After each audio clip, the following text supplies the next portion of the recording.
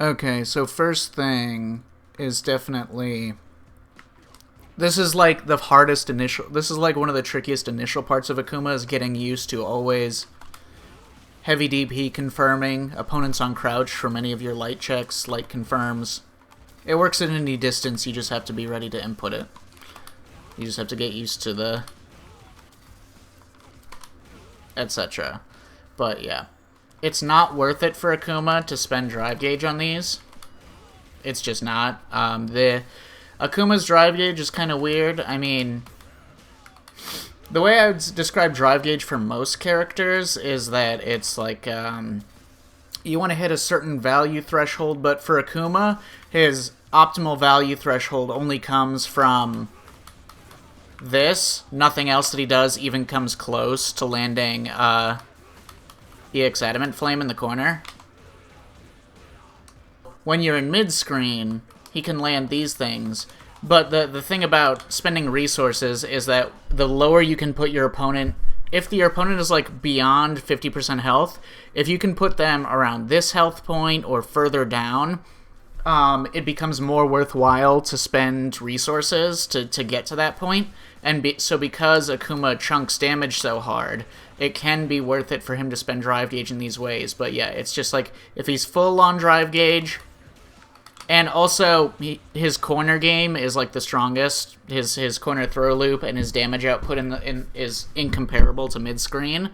So it's his corner carry is very high value, which is why Akuma players do this thing that has no actual mid-screen Oki, because it has the most corner carry. So, in that sense, it's worth spending drive gauge on there. But, again, the drive gauge is kind of tricky for Akuma, because he's so neutered in mid-screen compared to what he is near the corner. And then, if you're playing your matches too much, like not getting the corner throw loops,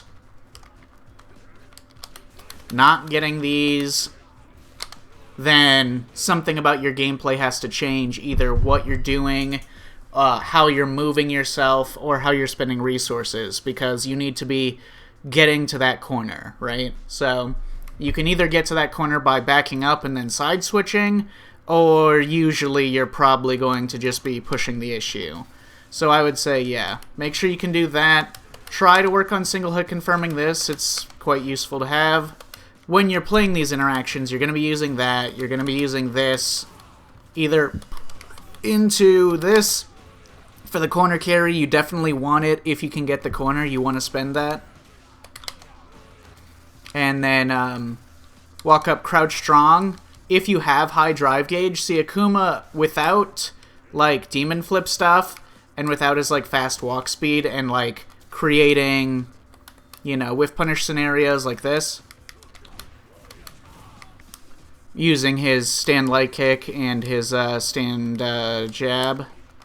Other than that, he would have to walk all the way up, but because he's a relatively grounded character, because he can't jump, his strong jump options come from further away. So his close range jump options are not quite as strong. He has this, but it's not, it's like better for other things than it is for that, for this kind of approach. So basically, he's going to spend a lot of time creating these close range interactions where you can fish for perfect parry afterwards, use your back walk speed, etc. But that's kind of risky for him because he doesn't have his lights, and his light reward and stuff is not that really particularly any better than any other character, and his risk is quite high. So, you know, Akuma players don't like walking all the way up in for a throw because of his low health and because he can get melted by the opponent doing crouch strong drive rush as much as the next person. So a lot of Akuma players will check, create scenarios like this, control space with their superior, with light kick and forward heavy punch, sometimes forward medium kick, sometimes stand heavy punch, fireball, etc. You can probably afford to use a bit more fireball. I know that we were playing matches in lag where it's, you know, not ideal to anti-air, so it makes you feel uncomfortable to throw fireballs, but because it's not the most ideal to walk all the way up and throw, it's easier for Akuma to chunk drive gauge by doing this into, like, heavy fireball is good here. You can do light fireball to, like, create a frame trap or whatever, but it's not necessary. You can just walk backwards at this spacing. If you're up here, you can do light fireball to keep it safer on block, but you can definitely just chunk their drive gauge with Stand Fierce into this. I would do heavy fireball a lot to make these true block strings. Some characters at high level will be able to punish these if you do heavy fireball all the time, but... So anyways, I would say that you're probably just trying to win the footsies interactions, but not get in too much until you're in the corner. And so Akuma is going to have to spend more drive gauge than most characters to... but that gives him some pretty solid approach options because he can do just walk forward, stand fierce, drive rush, great hurtbox interaction, walk forwards, crouch strong, drive rush. Also great hurtbox interaction. This is very difficult for for almost any character in the game to check because his crouch strong just wins those interactions. So you can do stuff like this to chunk the drive gauge. But again, when you're in mid-screen, you're mostly just seeing what the fuck? Seeing what you can get away with, things like that. Not taking too many risks and then getting to the corner, spending your resources and whatever to reach that point. So you're mostly playing about footsies and drive gauge regen, so you can skip neutral and force those interactions if the opponent happens to be turtling quite a lot. The next thing is you definitely want to make sure you're working on your kill combos. Akuma, every character really in the game, you have to make sure you have good kill combos. Akumas are in mid-screen are like very simple.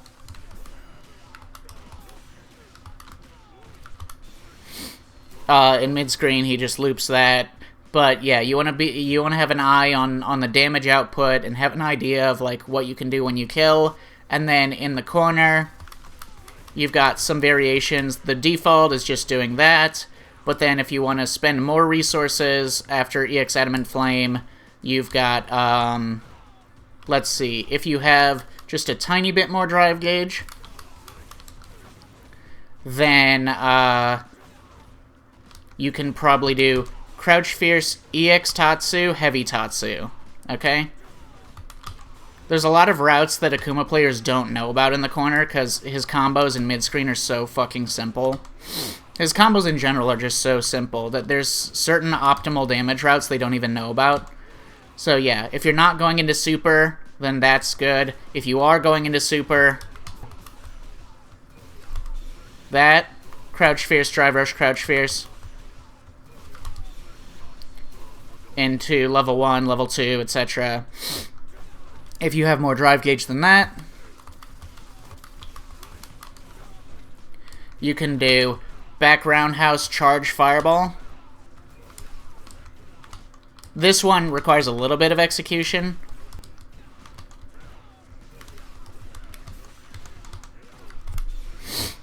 You can do that, and that'll add another 200 damage for the extra bar of drive gauge on any of your routes. And then if you have more than that, for non-super, you can do this into this. That'll be optimal for like most of what you can do. And then if you are going to do super, and then if you have any more drive gauge than that, then the routes. So like that. So that'll be 4, 6, 2, 8. Or if you do level 2.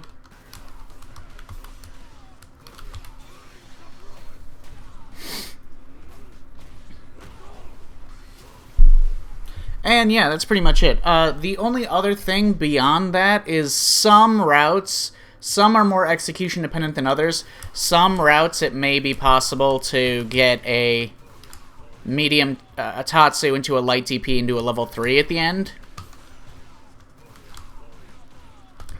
Like there, you could do that into a level 3 and then that would be slightly, but that's like, you have to be pretty precise on your charge fireball release timing.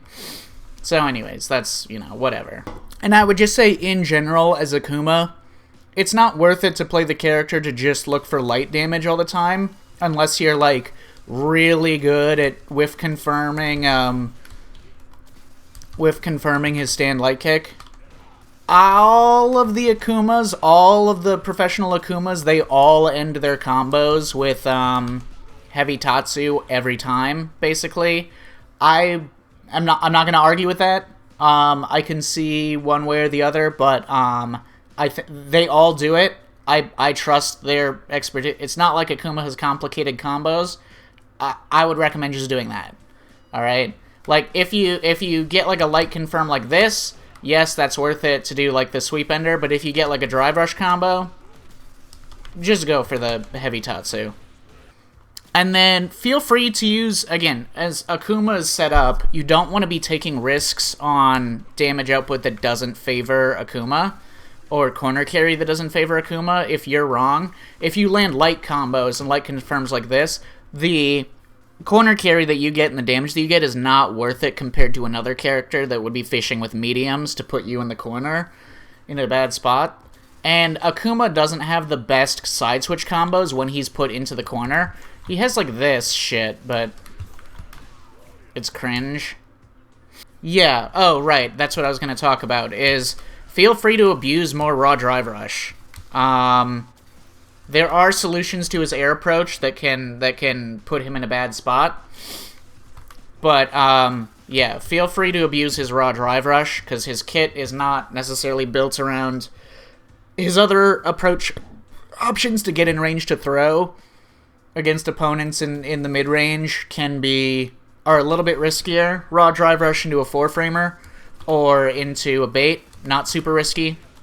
And also, you have another little technique you can do. Most Akuma players do this, but not that frequently.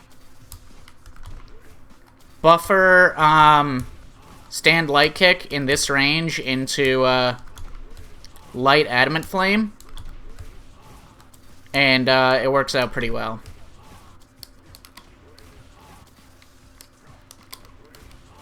Like so.